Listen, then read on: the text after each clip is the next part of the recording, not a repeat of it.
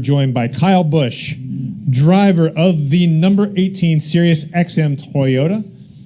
And we are joined by crew chief Wes Ward. Kyle, everybody up on the wheel tonight. There was weather in the area, a lot on the line with the chase drivers. Walk us through the race and particularly those frequent restarts you had near the end. Yeah, it was a really good race for our truck. The first run was okay.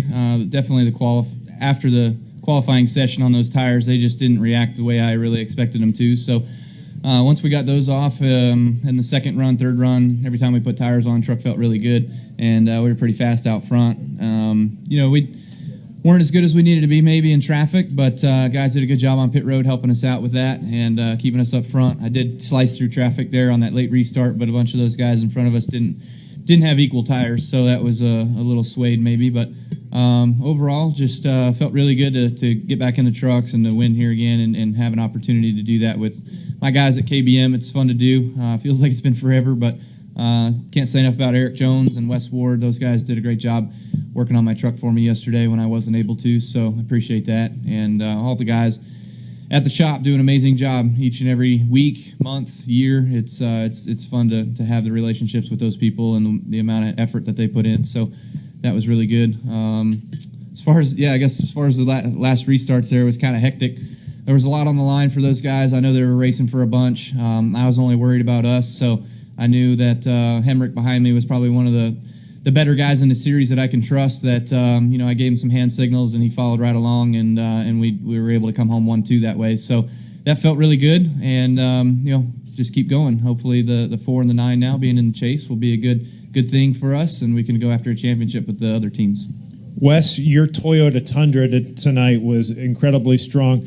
How smooth was that transition going from practice with Eric behind the wheel to having Kyle Busch behind the wheel for tonight's race? It really wasn't that difficult. I mean, Eric and Kyle think a lot alike.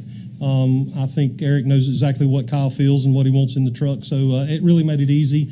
The truck unloaded really strong, and that helped. So didn't really make a lot of changes, just kind of stayed on our plan and kind of thought it would be a good fit for Kyle, and it ended up being that way.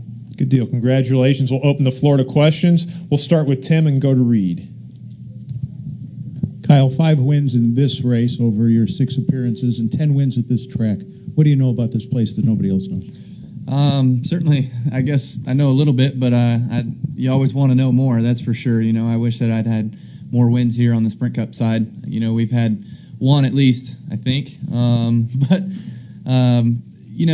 It's a fun place, and it's definitely wearing out a little bit. There's certainly some challenges to it. You can run all over this racetrack. It seemed like tonight, for whatever reason, not sure why, but the groove was more so towards the bottom. The middle and the top didn't really come in, but I remember a few years ago racing with Bodine that the middle was where I won this race, so just wasn't that way tonight. But overall, it's a fun racetrack for sure, and it lends itself normally to multiple lanes of racing. I think we'll expect some of that tomorrow with the Xfinity race and then again on Sunday. Reed Spencer with NASCAR Wire Service. I heard you say in post-race that you built the truck that Cameron was driving. I think Rico was driving one of yours too. How big a part of KB? Oh, no, he wasn't? I think they have one on order. Oh, okay. How big a part of KBM now is being the supplier side? Well, we've got to be careful, that's for sure, on what we're doing and how much we're giving. We just built the truck, chassis and body, right? Yes. And all the components, like we shipped it out the door, pretty much needed a motor and trans. I mean, it was race ready, but those guys had to set it up. They had to put the sway bars in it, the springs and the shocks and all that stuff, and so they obviously did a really good job, and they seem to have really good speed. They didn't qualify very well. That was sort of a shock to see that they didn't have the qualifying speed, which I could say arguably we haven't had very much either. The 51 seems to qualify okay, but it's certainly nice to know that our stuff's fast and we are building good stuff, and when guys are smart and do a good job with it, that then it rewards them of doing a good job, and it's fast on the racetrack, so it's cool to see. Go back to Chris.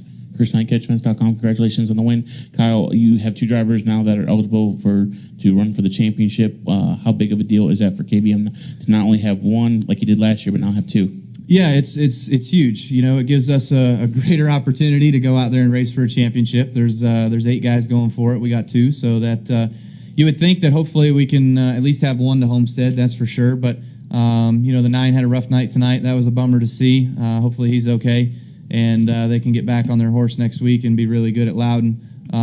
But overall, the 4 truck, he's still struggling a little bit, let's call it. I think they came out of here with a decent finish. I think they finished 4th, so that's really good to end the day that way. It's a good points day, let's call it, and that'll take you right through the first 2 rounds probably of the chase, is having days like that. But it's a little scary when you get back in traffic a little bit, 6th, 8th, 10th, and you have all those cautions that keep happening, and guys wrecking stuff. You can get caught up in one of those pretty easy. So he did a good job, obviously, missing all that stuff and being able to bring home a solid finish. And William Byron hasn't made many mistakes this season, but tonight he made a mistake and got loose while racing another truck on the bottom. Is it more pivotal for him to have this mistake now than compared to somewhere like Las Vegas in a couple weeks? Yeah, definitely, for sure. That was probably one of his first mistakes that he's made this year, and we expected some of that to happen early on in the season, not right now, but at least he had it here this week, and let's call it got that out of the way. And, he can learn hopefully a little bit from what happened there and not make that same mistake happen again. Vegas is a place that's just like this. He did a super job at Texas, earlier this year when him and Crafton were racing really hard for the lead there, and Crafton was all over his door. You'd expect him to get loose and have something like that happen at Texas, but he didn't. He mastered right through it like a pro, and so we'll go back and we'll have our meeting on Monday. We'll talk about some things and get him focused and ready for next week and moving on. Any additional questions? Kyle, I have one additional question. You have the experience, you've experienced the playoff pressure of the chase for the NASCAR Sprint Cup.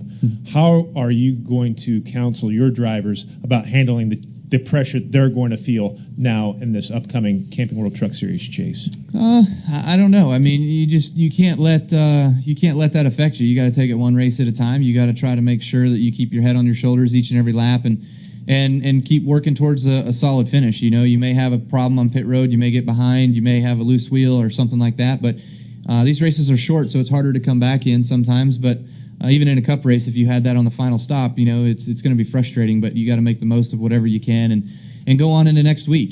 Things will change. If you had a bad one week, you try to go out there and win the next and put everything that you can into that.